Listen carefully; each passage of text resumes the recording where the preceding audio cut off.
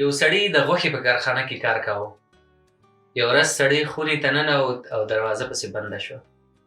دا چې د کارکوونکو د رخصتۍ وخت و، هېڅوک پرې خبر نه شول چې سړی په سړه خونه کې بند پاتې دی او هېڅوک یې مرستې ته رانغلل. په سړي باندې په سړه خونه کې پوره 15 ساعته تېر شول، خو هېڅوک هم پرې راخبر نه شول او نه یې چا مرستې ته راودانګل. په دې حال کې د کارخانې ساتونکی سړي خونې ته راغی او ور یې ور خلاص کړ او سړی وژغورو. کله چې سړی په حال راغی، پوښتنه یې ترې وکړه چې ته څه پوه شوې چې زه دلته په خونه کې بند پاتې یم؟ د کارخانې ساتونکي ورته وویل پوره 25 کاله کېږي چې په دې کارخانه کې کار کوم. زرګونه کسان ښکته پورته پکې کېږي، خو هېڅوک هم زما په کیسه کې نه دي. ټول زما په وړاندې بې تفاوته دي او زما شتون نه حس کوي.